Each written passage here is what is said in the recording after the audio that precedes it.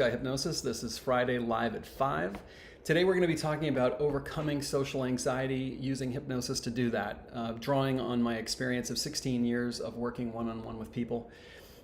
Before we do that, just a few quick disclaimers. I am not a psychologist. I am not a doctor. If you're having significant issues on anything, including social anxiety, be sure to check with your licensed provider. Other things, if you have questions during this live, please feel free to put those questions in the comment box. If you have comments you want to make, obviously put them in the comment box. It's really important that we make this as interactive as possible. It's certainly what makes it interesting for me. It takes us in unexpected directions, and it makes it far more fascinating than if it were just me talking the whole time. The other thing is, if you have suggestions about future lives that you would like to see, please feel free to put that in the comment box or send me an email at peter@blueskyhypnosis.com. So without further ado, hello Sarah. I'm seeing Sarah is saying hello and happy Friday. Happy Friday to you too. With social anxiety, this is something that in the 16 years I've been doing this work, it has really ramped up in the last 5 to 8 years, I would say, and especially in the last, say, 2 years. It has become a really big thing. A lot of people are dealing with this, especially I find younger people, in their late teens and in their 20s, seem to be dealing with this. And this is just anecdotal, right? I'm not going off statistics or anything. I'm just telling you what I'm seeing. It does seem to be kind of a big thing, and that's why I wanted to cover it. And what's interesting to me about the phenomenon of social anxiety is that it seems to share a lot of characteristics with the people with whom I've worked that have a fear of public speaking. And public speaking, if you do look at statistics, is usually ranked the #1 fear in the United States anyway. And Jerry Seinfeld had a quip where he said, death was ranked number 3 and public speaking was ranked #1. And his quip was, most people would rather be in the casket than be giving the eulogy, which I thought that was awesome. In terms of hitting the nail on the head, that people are actually more afraid of public speaking than they are of death. And public speaking, as I say, shares quite a few characteristics with social anxiety. Namely, what I have noticed with people in both camps, the fear of public speaking and social anxiety, is that the focus tends to be inward rather than outward. So it's, do I look like a fool? Do I sound like a fool? Am I wearing the right clothes? Is my makeup okay? Is my hair okay? Did I already say this? Deciding that they don't sound maybe like they're saying the right thing. And all the focus is coming in as opposed to being out on the other person that they're talking to, or the people that they're talking to, or the environment in which they're engaging. And the more focus that one puts on oneself, the more scrutiny that you put on yourself, the more anxiety you're going to feel. And so I'm not saying that this is a panacea either for public speaking or for social anxiety, but I feel like it's a component, and I feel like it's important to recognize how these two things seem to be linked together. One of the bullet points that I put on the little promo piece that I emailed out was why social anxiety exists. And I would say, the first thing that I wrote down, and I'm not saying this is an exhaustive list by any means, but comparison. So comparing yourself to other people seems to be a big problem with social anxiety. A person feeling like on some level they're just not good enough, feeling on some level like they just don't fit in, which then slides into the next comment that seems to come up a lot for us as humans, especially in the work that I do, and that is, in order to feel comfortable as pack animals, we feel like we have to fit in with the herd. And that we have this hardwired thing, which is, if we aren't fitting in with the herd, then we are actually in danger. That's what the hardwiring tells us. A zebra can't really survive on its own. It needs the herd in order to fend off predators and so forth. And it seems like we as humans have the same kind of wiring, that intense need to fit in with the herd. Now, of course, in the modern times in which we live, with all of the possibilities for comparison, it's just getting worse and worse and worse. And I think that's why even over the 16 years that I've been practicing, I've noticed this progression. 16 years ago, social media, I don't even think was a thing. You know, you had the internet, you had emails, and television was bad enough in terms of people comparing themselves to other people. Magazines were bad enough. And now we have the ubiquitousness, the device in the hand of social media, and people are, taking pictures, we've all seen this, of the dinner that they're about to have, this gorgeous gourmet dinner, or this fabulous trip that they're on, or their super hot looking girlfriend, or this new boat that they just bought, or a promotion that they just got, or how their kid just won, the state titles in basketball or something. And so the opportunity for comparison has become this ever-present feature in our lives. And I think that's one of the things that's absolutely driving people crazy and is fueling this explosion of social anxiety. Not good enough, don't fit in, this thing that we have that I mentioned before about hardwired, am I part of the herd or am I not part of the herd? And if I'm not, that's actually really dangerous. That's what the subconscious mind is receiving. Let's see if I put in anything else. Oh, the other thing is kind of simple, and that is, if a person's not getting enough sleep, they're already going to be in a state of stress. There's all these different things that put you into stress. So, and this kind of bleeds over into how diet relates to just anxiety in general. So if you're not getting enough sleep, you're going to be in a state of stress. Stress and anxiety, in my mind, I could be totally wrong, but I think stress and anxiety are very, very close to each other, if not the same thing. If a person is dehydrated, then by definition, they are in a state of stress. So not enough sleep, stress. Dehydrated, stress. Working too much, stress. And then all the other things that we know about, right? Not enough. And eating junk food. That's another thing. If you're eating a lot of junk food, your body's going to have a hard time dealing with that, and it could move into a stress response. So I think if you're dealing with social anxiety, it's really important to take a look at the basic building blocks. Am I getting enough sleep? Am I being hydrated properly? Am I giving myself time to play? Am I giving myself time to rest? Am I eating junk food? And am I a caffeine user? So something to consider about caffeine is that caffeine automatically puts you into a stress response. When I say stress response, I'm referring to fight or flight. If you're not in fight or flight stress, you're in rest and digest. The autonomic nervous system only has those two options.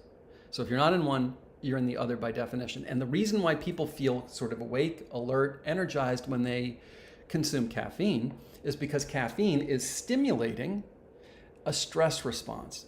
So if you have problems with stress and anxiety, it would seem to me, and I'm not going to tell you what to do, but maybe investigate it for yourself, that it would seem to me that weaning yourself off caffeine might be a good first step, and then see where you are. Because even if that doesn't solve the whole problem, it can only help, right? Because being artificially thrust into a stress response is not going to be helping us get to where we want you to be, where you want to be. Okay, so the other things that I'll just slide into this diet and anxiety, because I already started talking about it with hydration, with caffeine, junk food. There's also, sugar. And I don't know lots about blood sugar, but I know if blood sugar drops too low, a person can start feeling kind of shaky and so forth. And then things like drugs. Who or what would you be without certain kinds of chemicals in your system? And obviously, you need to just do your own research, talk to your doctor, all these, and your psychiatrist if you're on different kinds of drugs, and figure out if this could be implicated in what you're dealing with respect to anxiety and social anxiety. The last thing I wanted to say in terms of what can cause it is an entity attachment. So this is not something that anyone in the mainstream is probably going to be talking about, but what I mean by this is that there's two parts of us. There's a spiritual part of us called a soul or a spirit, and then there's the physical part of us. Well, these two come together at either conception or at some point during the gestation process when we're in our mother's womb. When we die, these two things split off. So obviously the body, when it dies, it goes away, it decomposes and so forth. It's just a vehicle, it's not needed anymore. And the soul or the spirit continues on.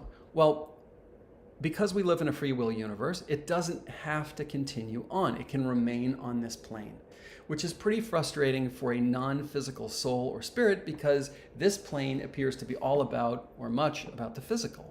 So you wouldn't really be able to taste a strawberry without a body. You wouldn't be able to touch your lover's hand. You wouldn't be able to smell the scalp of your baby when you're holding your baby, or a rose, and all. You get my idea. Feel what it's like to be surfing on a wave.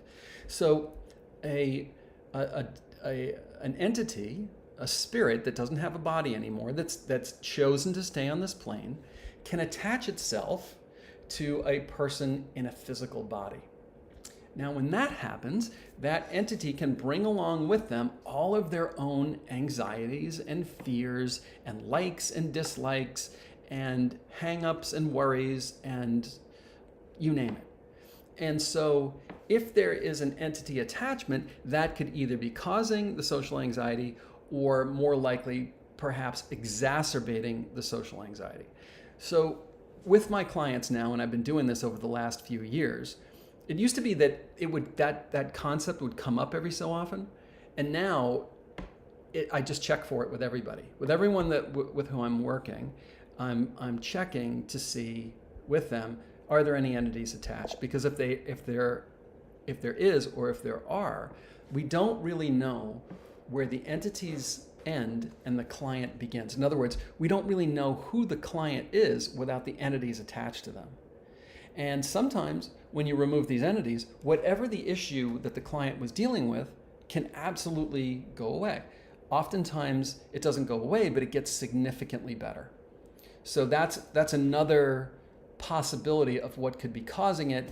That also leads us to possible solutions. So if there is an entity attached, we obviously want to remove that. And by removing that entity, that could solve the problem, or it could make it much, much better. But that's kind of the first thing that we want to be able to do. And just so you all know, on my YouTube channel, which is Blue Sky Hypnosis, there's a 2-part video series on removing a spiritual attachment, a spiritual entity. And part 1 just kind of describes what it's all about, and part 2 walks you through that process. Now, for some people, they're able to do that. That works really well. Other people need assistance. They need help. So I work with people one-on-one over Zoom. If you need help with that or with anything else, there may be other people that you already work with, but you get the idea. So I want to see who's here and then go back to some of these other points that I wrote down. Okay, so here is Christy Dawn Williams says, I think masks have contributed to it. Well, that's a really interesting point. And there seems to be some evidence that children, small children especially, develop by reading facial cues. And I think we all know as adults that we assess people constantly based on their body language. And a huge part of their body language, obviously, is the expression on their faces. Now, we all know too, and we've probably all gotten into trouble at some point with texting, because it's easy to be misconstrued when you're texting. Sometimes someone can't really tell if you're joking or if you're serious, for example. The way they could if you were face to face, and they could read your facial expressions to get a sense of whether you were joking or you were serious, or you were paying attention or not paying attention, or getting angry, or whatever it is. So if you close up this part of the face, it becomes very hard to understand through nonverbal cues exactly what's going on. And I think the studies seem to say that it's harder for small children and babies. because they're still developing, and obviously if they're pre-verbal, so much of their communication with their parents and caregivers has 100% to do with nonverbal communication. And if you cover up this, how are they supposed to understand what things mean? And I don't know that we've ever had to deal with this before. So we're clearly in this brand new territory. And, Christy, I would, super sympathetic to what you're saying. And I think it definitely deserves more consideration. It deserves some really honest study. Maybe who knows what we've done as these children begin to grow up, and who knows what has happened with other people who've had this way of communicating literally obscured. So thank you for making that point. Let's see where we are here. Sydney Morales, how are you? I am good, Sydney. I hope you're well too. Glad you're here. Here's Evergreen Eden. Wow, this is great. I think about this constantly. Cool. Thanks, Evergreen. Glad you're here. Evergreen says, love what you said about social media and more opportunities for comparison. Yeah, absolutely. I mean, I'm probably going to get this wrong, but I think Buddha had said something about attachment, being the root of all suffering. I think there might have been something about judgment, and comparison is certainly, if you will, a form of judgment. Judging someone else as more attractive or less attractive than you. Judging someone else as more accomplished, as more athletic, as younger, as cooler, or whatever the adjective is. Social media has just absolutely amplified the opportunities for judging ourselves and judging other people, even the experiences they're having. When would we ever, unless it was, like a relative or something, showing us a slideshow of their trip to the Bahamas, when would we have this kind of instant photo documentation, video documentation of somebody on this fabulous vacation while we're, freezing our ass off someplace, going to a job we don't like and wearing clothes that we're bored with and struggling with bills or whatever. And the sad thing is that it's not presenting the whole picture, right? It's just it's literally a snapshot of someone's life from a perspective that they want to represent, that they want to show the world. So I mean, some of you probably know this from the past, but I was an actor for a long time in New York City. And it is said that the stage, theater, is an actor's medium, because once the curtain parts and you walk out on stage, no one can stop you. You pretty much can do anything you want. If you want to take a pause, if you want to look at this character, if you want to look at that character, if you want to look at your shoes, if you want to turn your back to someone, even if that wasn't rehearsed, you could actually do it. Whereas in film and television, it's a director's medium, meaning that you can do whatever you want as an actor in terms of your performance, but what ultimately is going to rule the day is the editor, and the director sitting next to the editor and deciding what take they want to keep, what angle of the multiple camera angles they want to use. And so it can be extremely distorting what people choose to present.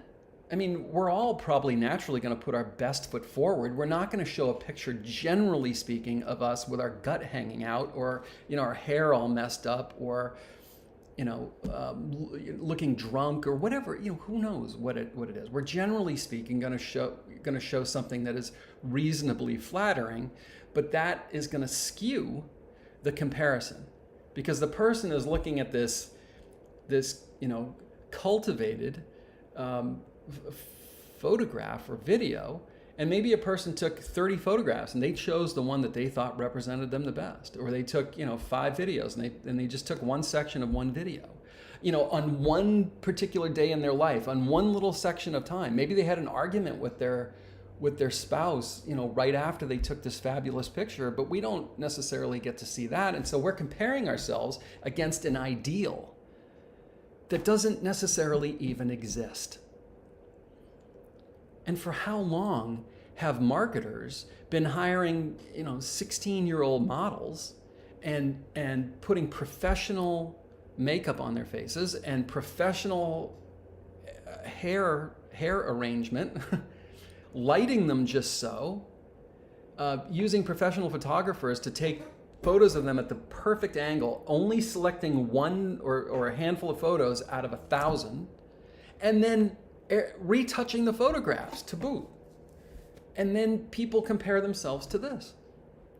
There was this study that was done, or a report of how these women, somewhere in the Pacific Islands, it might have been like Guam or something, that didn't have cable television until like the 1970s, and how these women were healthy, and eating disorders was completely unknown amongst these women. And when they got American cable television, they got all of these eating disorders. So what was happening there, that they were influenced by that media that made them, in their deeper mind, think they don't fit in with the crowd? And that the key component here is that for us as herd animals, that equates with danger. Like I said before, if a zebra is off by itself, it's going to get eaten by a leopard. If it's in the middle of a herd and it's got all these other zebras around it, it has a huge degree of, a huge measure of safety. And isn't that how we feel when we're scared about something? Don't we want to be with other people? Why? Because we're herd animals. And if you don't fit in, it's a subconscious belief that you're going to be rejected from the tribe, rejected from the herd. And this gets played upon by marketers. Marketers basically say, this is my 2-cent analysis of how commercials are basically made. Step one is to show you the problem. Problem you didn't even know existed before sometimes. And basically say, you have a problem. You're not good enough. And they create this anxiety inside of you. And then they come in with the solution, which they just so happen to provide. That's how, maybe it's actually different, but that's how I see it. You present the problem and then you present the solution. And that's kind of the Hegelian, it's called the Hegelian dialectic, which is problem, reaction, solution. So a problem is presented, you react to that problem, and then a solution is presented to you that just so happens to solve that problem. And this is how advertising, I think, and again, please don't hold me to this, but this is how I see advertising working. But that first part, problem, it is actually playing or preying upon that fear of not fitting in. And that's being, in some ways of thinking, it's being weaponized and used against us. All right, let's see what else we have here.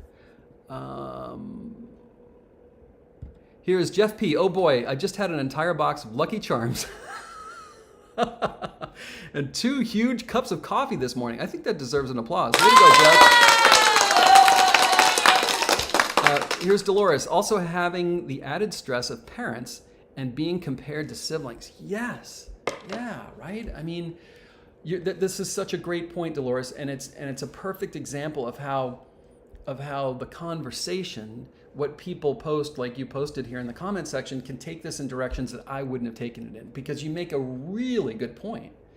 If your family system, consciously or unconsciously, pitted the siblings against each other, then you have this another hammer blow of comparison. And what effects could that have upon not just your own levels of stress and anxiety and well-being and feeling like you fit in or don't fit in, social anxiety and so forth, family reunions, but also in the interpersonal dynamics between the siblings. That could be destroyed or strained as a result of this kind of competition between the siblings being stoked, if you will, either on looks or success and grades and jobs and money and possessions and all these other things. And I know that kind of thing can wreak havoc. So thank you for mentioning that, because that's a really, really important point. All right. Oh, wow. Evergreen Eden says, glad you're here, Jeff. He's the one that ate the Lucky Charms and drank the 2 cups of coffee. And Evergreen is saying, he's 100% correct. I'm a nutritionist. So that's awesome, Evergreen. Thank you for adding in your expert opinion, which is fantastic, because I am not a nutritionist. So I really appreciate that. Lila says, smoking. Yeah, absolutely. The smoke, what's contained in the smoke is toxic. Anything that your body detects as a toxin, it will respond with a stress response. If you're already dealing with stress, if you're already dealing with anxiety, doesn't it make sense to consider, to speak to your licensed practitioner, and consider weaning off the stuff that's toxic? And so much in our environment is toxic. I mean, sometimes I feel like it's all of it is toxic. Almost all of it is toxic. So there's toxic programming on television. There's toxic programming on the radio. There's toxic programming on social media. There's toxic food at the grocery store.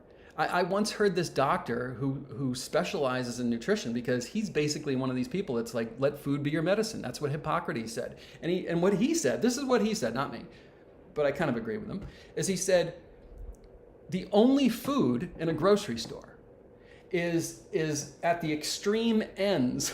There's no food in the aisles in the middle of the store. The only food is at the ends and along the back wall. That's it, where the fresh produce is. His opinion was all the processed food is essentially not food. It's kind of toxic. Now, Evergreen might want to weigh in on this one, because Evergreen is a nutritionist. I'm not, but that's what this one doctor was saying, and I thought it was pretty interesting. So you have toxic programming, you have toxic food with pesticides and perhaps GMOs and all these other things. And then you have toxic water, so fluoride and chlorine. And I don't want to get into an argument about fluoride. Look, guys can look it up for yourself. But chlorine was certainly used as a weapon, as a chemical weapon in World War I. It was packed into artillery shells, and then they shot it at each other. The two sides fired this toxic chlorine gas at each other. And we put that in our water supply, and we say, okay, well, it's not enough poison to kill you, but it seems to me it's still poison. When I was a kid, I had 13, they called them silver fillings back then, put in my teeth. What is a silver filling? What makes it silver? Mercury. What happens if somebody brings an old thermometer into a high school and drops it and breaks this old thermometer filled with mercury in a high school? They evacuate the high school because it's considered hazardous material. That got put into my teeth. What else? The air. What's the quality of the air that we're breathing?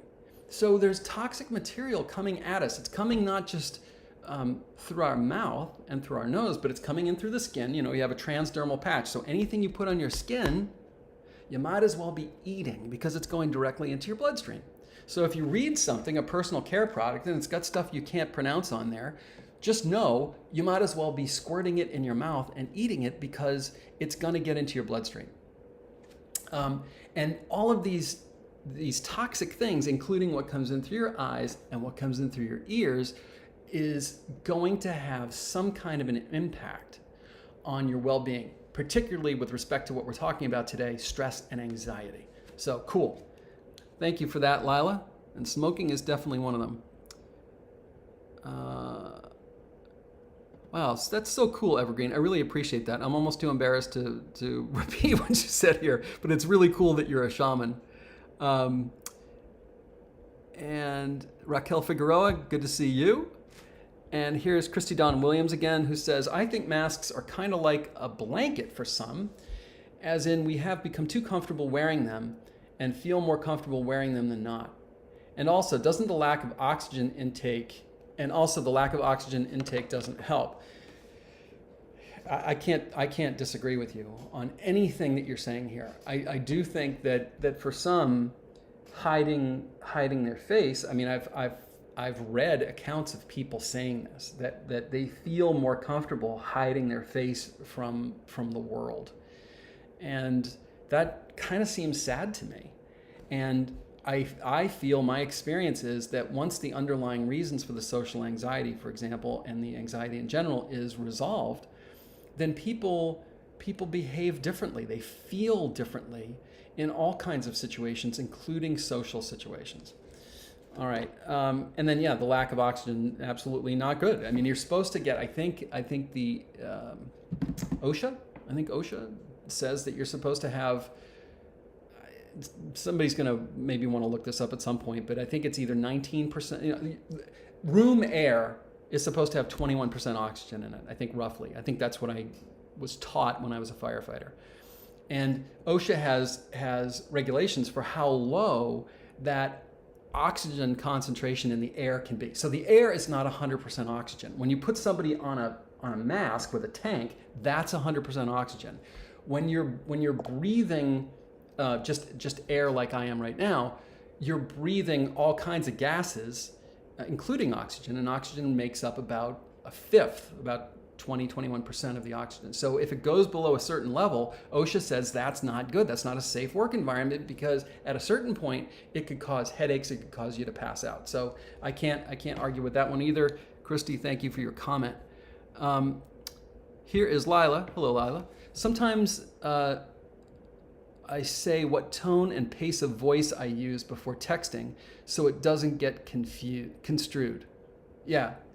I mean, texting is never going to be perfect, because we have evolved as I said before, these social animals, these herd-based animals.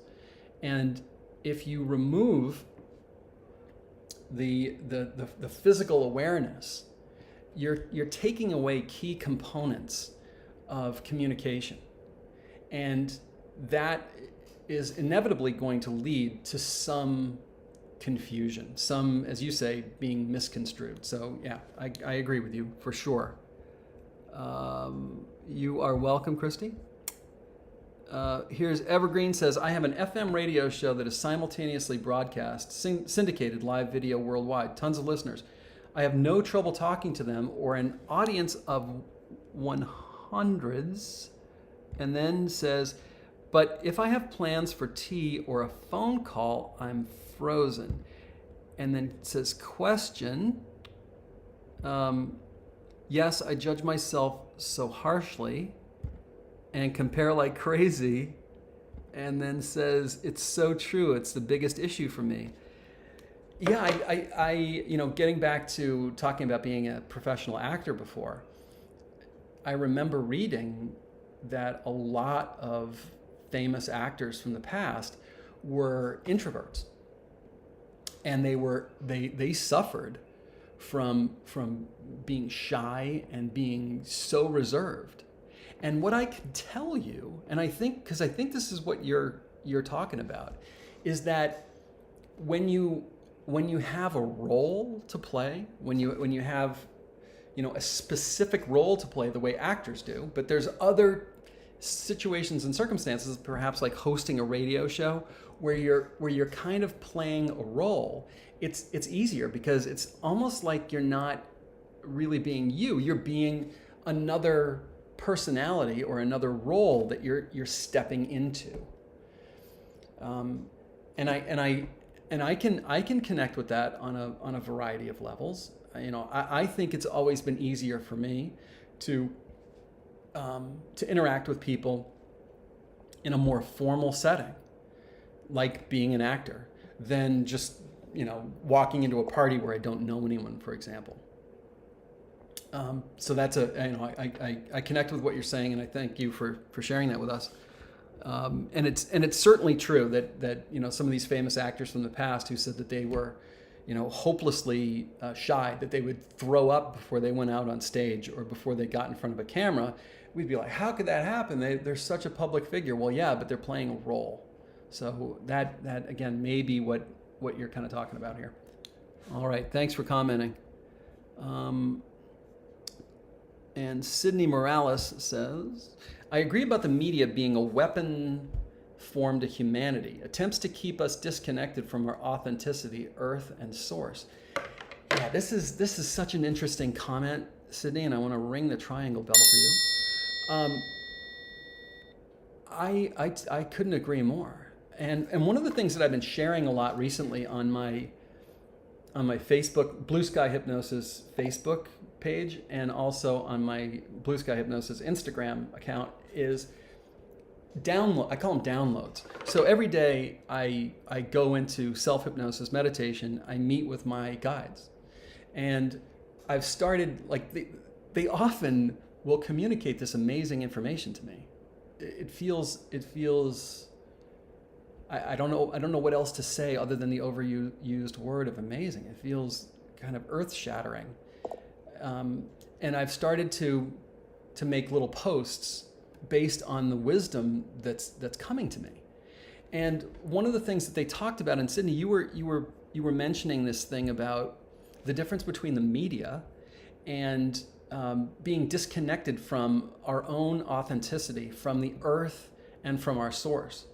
And so what they were talking about was, and this was being downloaded while I was sitting on a beach after kayaking, and I'm deep into meditation, and they're saying that the sun is an information field, that it's actually downloading important spiritual wisdom into you, into me, into all of us, and that even being in nature and hearing the sound of the birds singing, feeling the wind on your face, being in the water and feeling the water moving, all of it is quote, opening your spiritual vascular system. So the vascular system, for those of us that don't know, is basically like arteries and veins, and they're tubes, they're pipes, and when they're constricted, you have a problem. Your heart has to work harder to force the same amount of blood through a smaller pipe. And when they get occluded or blocked by different kinds of material, it can lead to a heart attack or a stroke or other kinds of serious issues that can kill people. And what they said was, again, that when you're in nature, it is expanding your spiritual vascular system. It's allowing more of this divine wisdom to flow into not just your brain, but your whole operating system, your body, everything. And it helps you to move along faster. And so, what would be the implications of a person being inside most of the time? Disconnected from, as you say, nature, and disconnected from your source.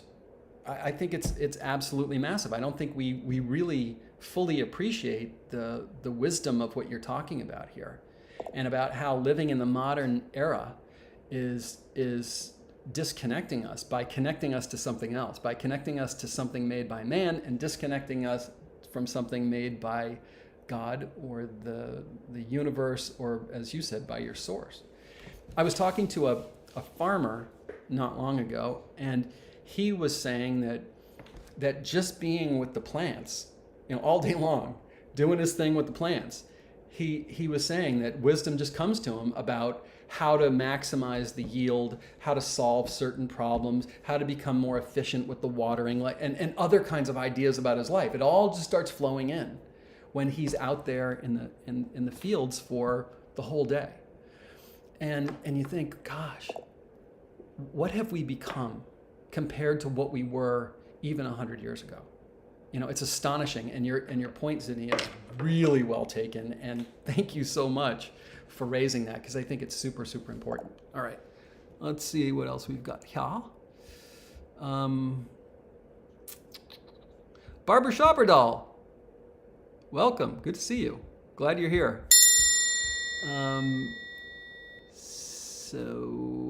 Here's Evergreen says, thank you for your comments. Do you know why I would be afraid to make a phone call, but not to speak to large audiences? Okay, so I couldn't tell you for sure, but I could speculate, and I love to speculate. So you're at the right place. One thing could be that when you're speaking to a large audience, if you're doing and I don't know whether you are or not, but if you're doing either consciously or unconsciously what kind of the best actors, if they're breaking the fourth wall, like doing a monologue, or a soliloquy, or if they're a really good speaker, what often they are taught is that you focus on one person in the audience. You could have 5,000 people in the audience, but you talk to one person at a time. You pick out one person, even if you can't see them perfectly, and you talk right to them. And you might talk to them for 20 seconds or something. And then you shift over and you pick out another person, you talk right to them. So it's like you're talking to one person at a time. And it's not just this sea of people out there, which can be overwhelming. That might be the reason why when you're presenting live, because that's what it sounds like you're doing, presenting live to an audience, you're okay, you're all good. But when you're on the phone, not so good. Why on the phone not so good? Well, in this hypothesis, it might be because you cannot see the reactions of your audience. You don't know how your words are landing on them. Whether they're bored, whether they're in agreement with you, whether they're in disagreement with you, whether they think what you just said was funny, whether they are offended by what you just said. Whereas you can with an audience that you can see. Furthermore, I know this from having been on stage so many times in my life. Compared to, being on camera, you can feel them.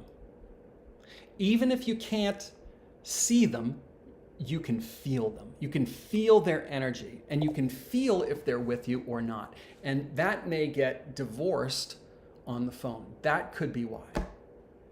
The other possibility would be some kind of nasty experience on the phone, and your subconscious mind, which is an associating making mechanism, linked being on the phone with some kind of traumatic experience. So if you picked up the phone and somebody told you that somebody that you loved very dearly had just passed away, had just died suddenly, it is possible for your subconscious mind, the associating making mechanism, to link the phone with trauma. And in the future, when you pick up the phone, part of you, subconscious, feels like, oh God, it's happening again. This is kind of like, for those of you that have studied Pavlov's dog and a Pavlovian response, conditioning a dog to salivate when the sound of a bell is rung by giving the dog meat powder and ringing the bell, giving the dog meat powder and ringing the bell. This is the conditioning phase. After the dog has been conditioned, all you have to do is ring the bell and the dog salivates. It's similar with us. We hear a certain song playing on the radio and boom, we get an emotional feeling state that comes over us. Well, that could be a really good feeling. It could be a really bad feeling.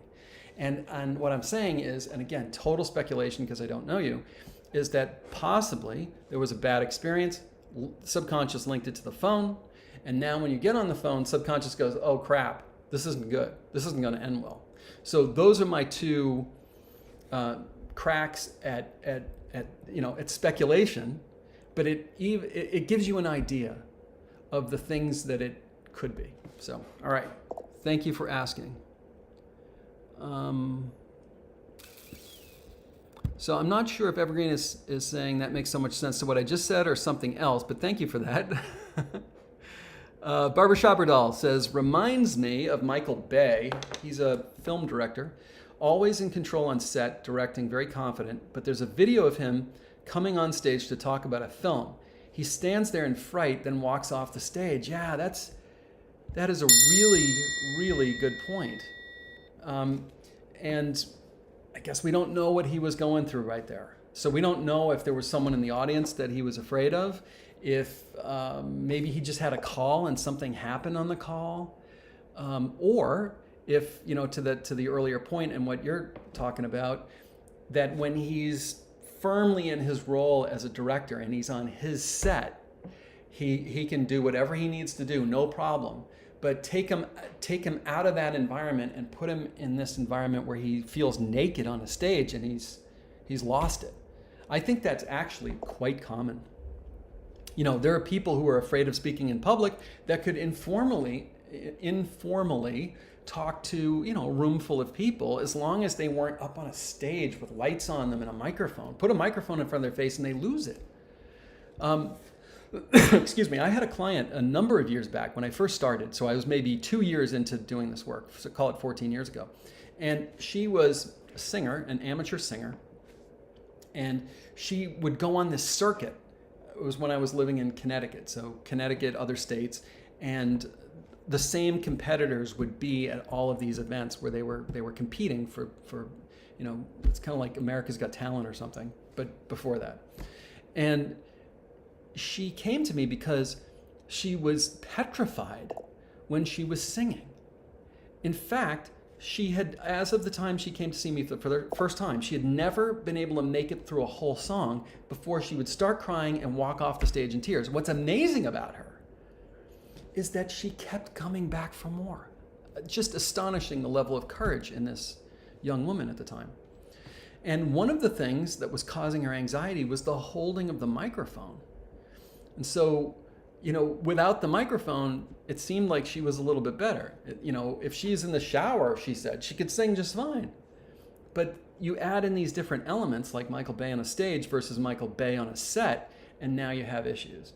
And it could be, again, because the subconscious is linking something in that environment to an old trauma. Now, believe it or not, but I've worked with scores of people who had social anxiety and or a fear of speaking in public. And their anxiety went back to a past lifetime where they were tried, judged, and then executed. And if you think about how those things would happen, they generally happened on something that seemed like a stage. A gallows. Somebody walks up the steps and then they're on a wooden platform. There's an audience down there watching this whole thing. A person that's in the witness stand in the dock that's being grilled by a prosecutor, and there's maybe a jury, or there are judges, or there's a tribunal, or what have you, and that in their mind, that's exactly what they're going back to. But it's their subconscious mind. Conscious mind has no memory of this. Subconscious does, and says, oh my God, it's happening again. This is terribly dangerous. And they have the response that they had the first time around. And if that's the case, this has to get resolved. This has to get resolved in their deeper subconscious mind. So back to some of the things that you can do, because I'm talking about these different possibilities, but what's actually actionable for you right away? Excuse me. What I would say first of all is go onto my channel, Blue Sky Hypnosis. Subscribe if you haven't. And look for the video on pendulum. Just type in the word pendulum, Pendulum, pendulum, like the thing that swings back and forth. Looks like this thing. That's a pendulum. And this short video teaches you how to use a pendulum to get a yes or no answer from your subconscious mind. So you can ask with the pendulum, is the root cause of the social anxiety something that happened earlier in my present life? Is it something that happened in a past lifetime? And you can kind of pinpoint on the exact moment at which this was created. You can use the pendulum and determine if you have any spiritual entities attached to you. You can determine if you took on this from someone else. You can determine if your subconscious mind is feeling a threat when you're in a particular circumstance or situation. And then, as I said, by asking more and more questions, you can narrow it down to exactly what happened and when it happened. Once you have that, if you were working with me, we would do what's known as a regression to cause. We would go right back to the moment at which that was created. We would understand what was happening, and then we would resolve or heal it where it lives, which is in the past, and that becomes part of your programming. So we would be reprogramming your deeper mind. The less deep hypnotic work that can be done is what most people are more familiar with, and that's the flooding your subconscious mind with the thoughts that you want in there. So if your subconscious mind, you determine with the pendulum, doesn't feel safe, we would obviously want the opposite programming coming in through your ears, which is, I am safe, I am safe, I am safe, I am safe, I am safe. I'm going to be producing I already recorded it, it's already been edited. I'm going to be putting it up sometime in the next week, a track specifically, a self-hypnosis track specifically around social anxiety. And you can work with that. And the way it's designed, the way I'm going to be designing this particular track, is it's going to be a sleep hypnosis track. In other words, it starts out where you can audibly hear my voice. It's going to be the sound of waves in the background. And over the 9 hours of this track, it's going to go from audible to get quieter and quieter and quieter until you can't consciously hear what I'm saying. This makes it easier to sleep. The only thing you'll hear is the sound of the waves at that point, which will mask the words underneath. But your subconscious mind is taking all of this in while you're sleeping. And this kind of hypnosis, the sort of conventional hypnosis, relies upon repetition. And so sleep hypnosis is a fabulous way to engage in that kind of repetition. You can also have it playing in the background if you're working on your computer or something like that, or even watching television, Netflix or whatever it is. You can have it in the background so you can just barely hear the sound of the ocean. And for a lot of people, this is enormously powerful, enormously effective. All right, let's see where we are here. Thanks a lot for that, Barbershop. Sydney Morales, thank you. Yes, the real purpose for media actually angers me. I didn't know why I felt so grossed out growing up in New York City and other cities. I understand why. It was the disconnection from Mother Nature and from me. And then still doing my best to make it out of the city with my children. Yeah, I lived in New York City for a while myself, and I can say personally, there were things about it I loved. I mean, the convenience, the cultural pursuits and so forth was amazing, with restaurants, museums, theater, and whatnot. But I never really liked the fact that I was so far away from nature, apart from Central Park, which is super cool. I feel much better when I spend some time every single day in nature. And I particularly like it if that's where I can do my meditation. That's not always possible, but that's what I try to do. My favorite thing for where I'm living now is to, in the morning, head out in my kayak and paddle vigorously for like 40 minutes or something, and then come back, sit on the beach, and meditate. To me, this feels like just absolute paradise. And then get in the water, the salt water with the connection to the earth. There's actually an electrical connection that you can measure with a multimeter between your body and the planet. It's amazing. So I couldn't agree more with you. And best wishes on your choice of leaving the city with your children and getting out to the country. I think that sounds for you really cool, really good. Marie Hogan, hello Marie, good to see you here. Lila says, "Oh my God, you were so right about being indoors." Thank you. Sydney says, "Yes, thank you. I connect very closely with my is it Taino ancestors for that purpose, to feel the closer connection to the earth through their ancient traditions." Yeah, I think there's so much wisdom in what we would call ancient people or indigenous people, that that knowledge doesn't just come from books. Probably the most profound, I don't even know if knowledge is the right word, insight, I think, comes from our connection to the universe.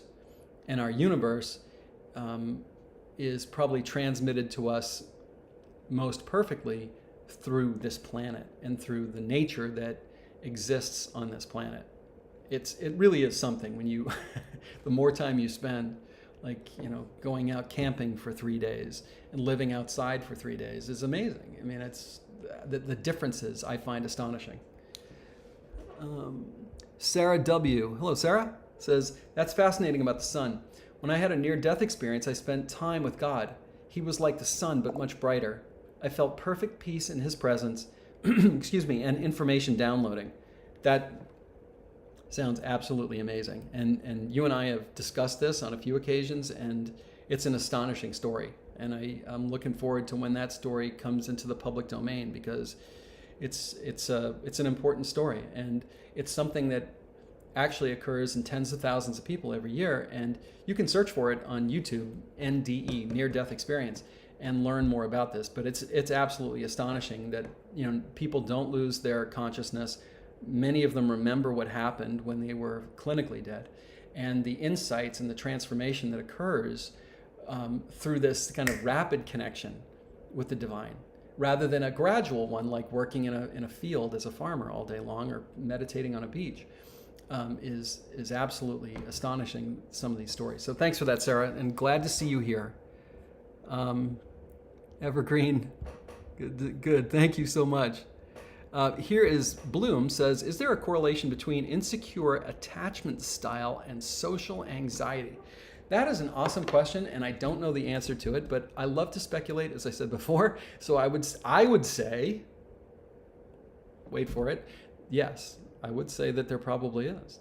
That if you don't feel that safe, secure, maternal, if you will, bond, with your mom from the earliest ages, then you're probably less likely to feel a safe, secure connection with other people in a variety of settings as you become an adult, because in some sense that baby energetically is still alive in you and doesn't feel safe, and something could activate that part of your mind to pop out at different settings in different circumstances, and it could be in a social setting. Absolutely. So I've talked myself into believing that yes, there would be a connection. That's my 2 cents.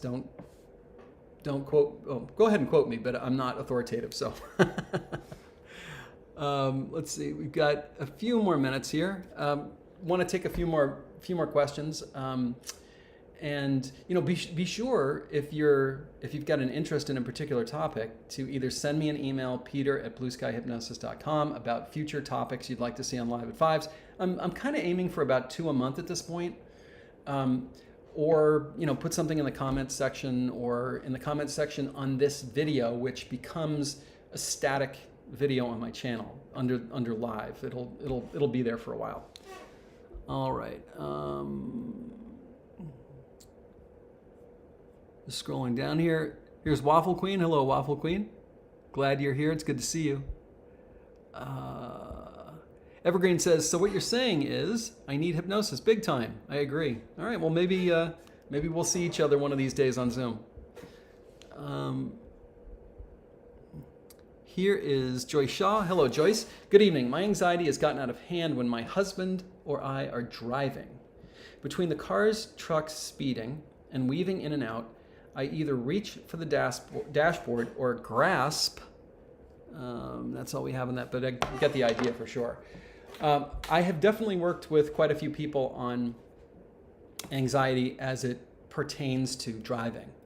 Some people are okay on secondary and tertiary roads, but they're not okay on highways. Some people they're not okay in any setting. Some people are okay when they're driving, but they're not okay when they're a passenger. And it sounds like yours has, as you said, it's gotten to a pretty acute stage. In general, what I would say is that no problem occurs in a vacuum. Every problem was created at a moment in time for a specific reason. And my gold standard when I'm working with my clients on resolving this sort of thing is finding the exact moment at which this occurred and then resolving it. Now, resolving it could involve forgiveness. It could be that maybe you died in a car crash in a former lifetime, and we have to, in essence, rescue your past life self so that she feels that the old wound has been healed, and then she's been integrated with you. These are all just possibilities that I've had with other clients. I'm not saying this is specifically what's going on with you, but what I can say is that no problem occurs in a vacuum, and that my gold standard is finding the precise moment at which this fear was created and then resolving it where it lives. And then you layer in the more conventional hypnotic stuff, which is you're in a trance, your mind is being flooded with, in this case, thoughts of being safe while you're driving, safe while you're in a car, safe while you're traveling, et cetera, et cetera, et cetera. And when you do this successfully, what happens is that anxiety and that fear begins to diminish over time. And you get to this point where you might be aware of it, but if it's gone from a 10 to a 3, you're aware of it, but you're not having the same physiological response, and you're able to go about your business. So hopefully that description helps. All right. Oh, interesting. I'll take two more here. So Lila says, what are your thoughts on microdosing to overcome anxiety? So, again, I would give the caveat that I'm not a psychotherapist. I'm certainly not a psychiatrist. I'm not a doctor. So take everything I say with a massive grain of salt. I think that there is a place for these types of interventions, but personally, just speaking personally, I prefer a holistic, permanent solution to something that requires potentially, years, decades, if not a lifetime, of some kind of foreign intervention in order to just be able to live your life. In other words, if you can solve the problem at the deepest level, you don't need so the example I always give is if your car has smoke coming out of the engine and the mechanic installs a fan to blow away the smoke, I don't think anybody would be happy with that solution. I think we all would want the mechanic to open the hood, get down into the depths of the engine, find out what hose or tube or pipe is broken that's spraying something on something hot and creating the smoke, and then fix that thing. I think we would want that. We would want the permanent solution rather than, just install a fan, keep blowing away the smoke, and then just keep adding, more oil or transmission fluid, every 3 days to your car. I think that would seem insane. So, time and place for these kinds of interventions, but personally, I would prefer it if it were a permanent resolution rather than a temporary one that needs to be redone over and over again over a long period of time. So great question, though. Thank you for asking. And here is Mike. Mike says, hello, sir. My name is Mike. I had 2 mini Dachshunds. Is that how you pronounce that? I know you have some with dogs on there, meaning on my channel. I have depression and anxiety from a lost 2 dogs, and your video kind of helped me. Let me put that one back up there. All right, so it seems like Mike is saying that he had 2 dogs that passed away, which I'm sorry, Mike. I know we get so close to them. I have a dog and I absolutely adore him, and it just seems so cruel that they live for such a short time and that we can get so close and then go through all of this pain. And I think Mike is saying that the video that I have on my YouTube channel, which is resolving grief related to the death of a pet, had helped him. So Mike, thank you for making that comment. And I do hope that it really did indeed help you, and that over time that pain can dissipate. I know it can, and I guess I'm saying I hope it will dissipate over time. So we've come to the end of our hour for today for the Live at 5. I want to thank everyone for showing up and participating. If you're not subscribed to my channel, Blue Sky Hypnosis, I hope you'll consider doing that. If you're not on my email list, that is contained in the video description of today's live. So I hope you'll consider getting on the email list, because I do send out email announcements every time I do a live. Thank you for your questions and for your comments. So many were so interesting and heartfelt, and it really makes a difference, as I was saying at the outset, to this whole exercise of doing these lives. So I hope you guys have an awesome weekend, and look forward to seeing you at the next live. Stay tuned for announcements regarding that, and we'll see you down the block. Bye.